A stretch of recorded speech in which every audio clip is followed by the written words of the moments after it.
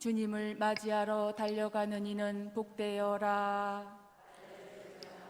주님께서 여러분과 함께 또한 사제의 영과 함께 마테오가 전한 거룩한 복음입니다. 주님 영광 받으소서. 그때 예수님께서 제자들에게 말씀하셨다. 너희는 어떻게 생각하느냐? 어떤 사람에게 양 100마리가 있는데 그 가운데 한 마리가 길을 잃으면 99마리를 산에 남겨둔 채 길 잃은 양을 찾아 나서지 않느냐? 아닌데? 다시 할게요. 이게 이쪽에 펴놓으셔.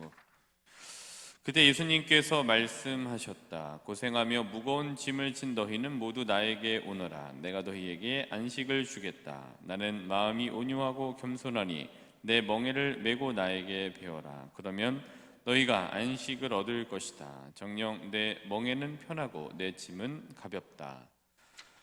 주님의 말씀입니다. 그리스도님 찬미합니다. 모두 자리에 앉으십시오. 후회하는 여러 가지 일들이 있는데요. 그 중에 한 가지는 제가 보좌 신부 때 세례를 주지 말았어야 되는데 저 사람한테 세례를 주었던 것이 아직도 두고두고 후회가 됩니다. 그때 재빨리 발견하고 세례를 주지 말았어야 되는데 왜 저런 사람에게 세례를 주었을까? 아직도 두고두고 후회가 되는 이유는 이전에 좀 말씀드린 것 같기도 합니다만은 세례를 주고 뭐 이렇게 기름 이렇게 하고 이렇게 하잖아요. 그리고 이제 안수를 받아야 돼요. 근데 이분이 남자분이셨는데 항상 좀 삐딱했어요. 뭐 말하는 것도 삐딱하고 쳐다보는 것도 기분 나쁘게 쳐다보고 뭐 항상 뭐 그런 분이었는데 기분이 썩 유쾌하게 느껴지는 분이 아니었는데 그래서 안수를 해야 되는데 자기 머리에 손대지 말라는 거예요. 안수하지 말라는 거예요. 그래서 참다 못해갖고 받지 말라고 그러고 안수를 안 줬어요. 예. 그리고 이제 세례를 저도 기분 나쁘게 그분한테는 기분 나쁘게 하고 나머지 다수가 계시기 때문에 기분 좋은 척 잘하고 이제 사진 찍고 마쳤죠. 근데 이분이 되게 웃긴 게 나중에 와갖고서 자기 세례를 물러달라는 거예요. 아니 세례를 어떻게 물러줘요? 그래갖고 저한테 안 오시고 수녀님한테 오셔갖고 낮에 저쪽에 그 커피숍 요 근처 평촌에 있었거든요. 거기서 이 세례를 물러달라고 하고 스님한테 얘기를 했다고 하더라고요. 그러니까 스님이 세례는 물을 수 있는 게 아니고 일단 선택하실 수 있으니까 안 나오실 수도 있고 뭐 이런 얘기를 쭉 하셨나 봐요. 그래서 아직도 그 분을 생각하면은 세례를 주지 말았어야 되는데 받기 싫으면 받지 마세요라고 빨리 캐치해서 했어야 되는데 아직도 떠오르면은 너무 세례를 준 게 너무 후회가 됩니다. 근데 이건 제 생각인 거고, 근데 사랑이라는 거 생각을 해봤을 때 드렸어야죠. 예. 하나님께서 아마 뭐가 분명히 있으셨을 거예요. 그러니까 굉장히 시간이 많이 지났기 때문에 안 나오시든지 아니면은 뭐 나와서 다른 이제 마음의 변화를 가지고 열심히 하실지 어쨌든 모르겠지만 하느님께서는 기본적으로 세례를 주기를 원하셨다. 그게 이제 제가 가지고 있는 생각입니다. 그리고 대신 제 인간적인 생각으로는 아직도 그때로 돌아가면 재빨리 캐치를 했으면 절대 물어보고 절대로 세례를 주지 않을 거다. 이런 혼자만의 상상을 이렇게 펴보곤 해요. 근데 사랑은 기본적으로 주는 것이란 전제를 가지고, 그다음에 사랑은 기본적으로 주고 싶은 것, 그리고 사랑은 기본적으로 더 주지 못해서 미안한 것, 그리고 사랑은 기본적으로 더 줘도 모자란 것, 그리고 사랑은 기본적으로 주기 때문에 행복한 것이라고 좀 아침에 정리를 해봤습니다. 사랑은 기본적으로 주는 것, 여기 어떤 사람을 한번 대입해 보시면 정말 사랑하는 사람, 근데 그게 대체적으로 여기 계신 분들에게는 자녀들이 되실 것 같아요. 그래서 자녀를 사랑의 대상을 놓고 보면은 자녀에게 기본적으로 주는 것, 그리고 자녀에게 기본적으로 그냥 주고 싶은 것, 그다음에 자녀에게 기본적으로 더 주지 못해서 미안한 것, 많이 주셨음에도 불구하고, 그다음에 자녀에게 기본적으로 더 줘도 더 모자란 것 같은 느낌, 그다음에 기본적으로 자녀에게 주기 때문에 그냥 행복한 것, 이게 이제 사랑, 그리고 하느님과 나와의 관계, 또 나와 이제 자녀의 관계, 이런 데 구도 속에서 사랑을 이해해 볼 수 있는 것 같습니다. 그래서 다시 한번 정리해 보면은 사랑이라는 거는 주고 싶어서 안달이 난 것, 이게 이제 사랑의 한 속성인 것 같습니다.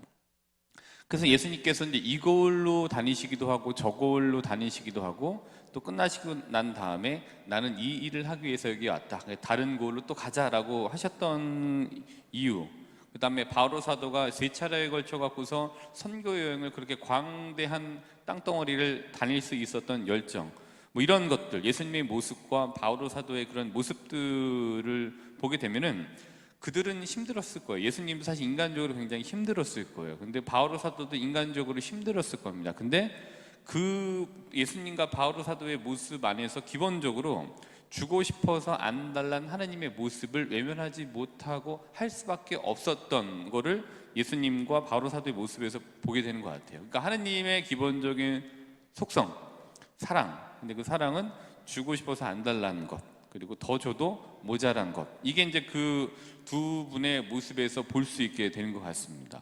오늘 이제 이거를 한번 보면서 이렇게 사랑에 대해 생각을 해보면서 오늘 복음을 보게 됐는데, 오늘 이제 복음 보신 마태복음 11장 28절부터 30절이죠. 근데 뭐 이 얘기를 보시면은 왜 그런 줄을 오늘 정확하게 알았습니다.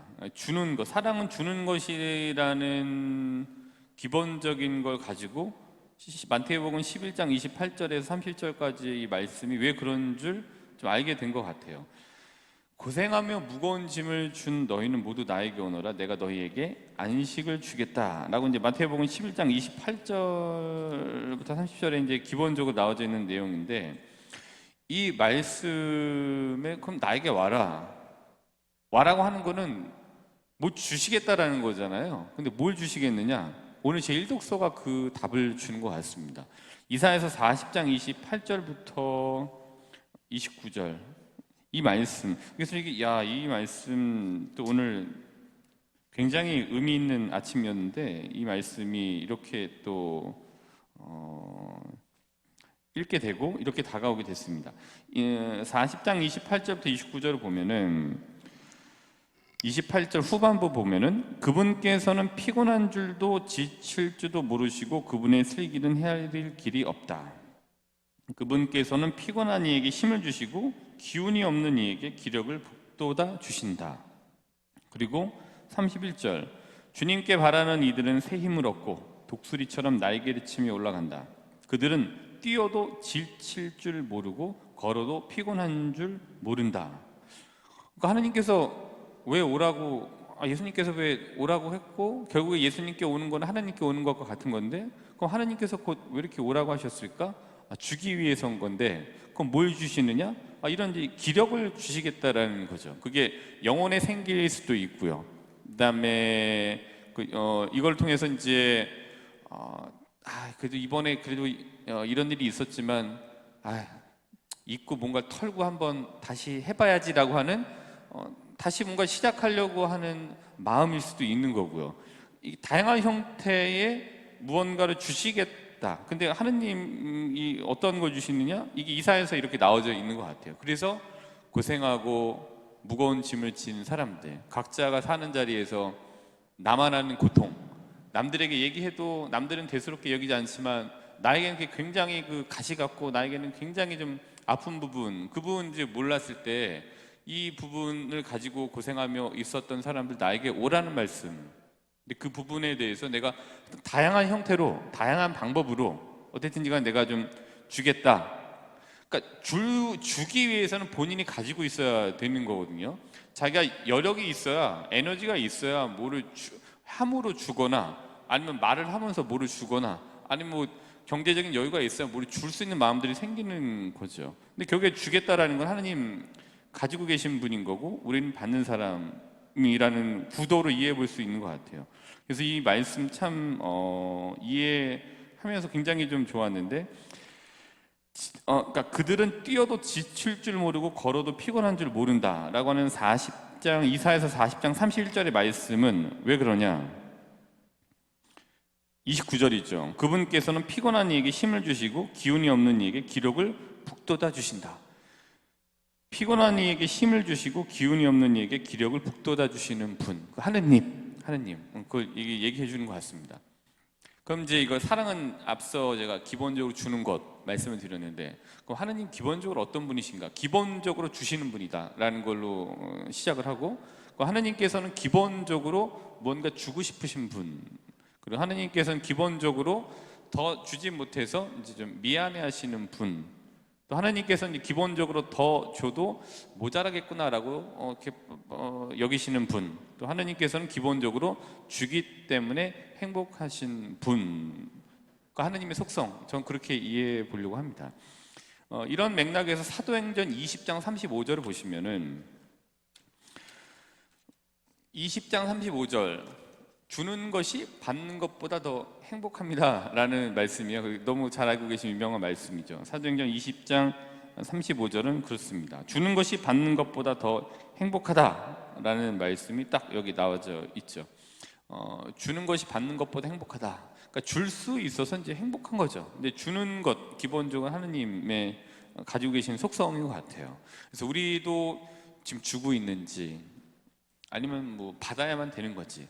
그러니까 잘 받아야 또 기력이 보충돼야 또 누군가에게 줄 수 있겠죠. 누가 줄 때는 잘 받으시면 좋겠어요. 충분히 잘 받으시고, 그리고 그걸 가지고 또 누구에겐가 줄 수 있는 기력을 회복하시면 되죠. 그래서 이제 이런 맥락에서 요한복음을 또 한번 이해해 봤습니다. 요한복음 15장 1절부터 17절을 보시면은 이게 참 쉽지 않았는데, 나는 참 포도나무라는 이 15장의 전체적인 중심 주제를 오늘 좀 이해할 수 있게 된 것 같습니다. 15장 1절부터 17절. 근데 특별히 이제 15장 5절을 보시면은 나는 포도나무요, 너희는 가지다. 내 안에 머무르고 나도 그 안에 머무르는 사람은 많은 열매를 맺는다. 그러니까 나는 포도나무요, 너희는 가지다. 그건 나무라고 하는 것이 중심적으로 있고 가지에게 뭔가를 주는 거잖아요. 하느님, 주시는 분, 포도나무, 다양한 형태, 다양한 방법으로 뭔가 주시는 분. 그러니까 다양한 형태로 주겠으니 나라고 하는 포도나무에 가지로 붙어 있어라. 그래야 내가 다양한 형태로 어떠한 방법으로든지 간에 줄 수 있다라는 것을 요한복음 15장 5절에서 말씀을 하고 계시는 것 같습니다. 근데 이제 이렇게 하기 위해서는 저희가 이제 마태복음 7장 7절부터 8절까지를 보시면은 청하여라, 주실 것이다. 찾아라, 얻을 것이다. 두드려라, 열릴 것이다. 그러니까 달라고 청해야 되는 거겠죠. 그래서 뭐 그런 부분은 또 요한복음 14장에 잘 나와져 있기는 해요. 14장 13절에 보시면은 너희가 내 이름으로 청하는 것은 무엇이든지 내가 다 이루어 주겠다. 그러니 마태복음 7장 7절부터 8절, 청해라, 찾아라, 두드려라, 주겠다. 기본적으로 난 주는 사람이거든. 이거를 얘기하고 있는 거죠. 그리고 저희가 이제 이거를 받았을 때, 받은 걸 알고 남에게 무언가를 주고자 할 때 어떻게 해야 되느냐?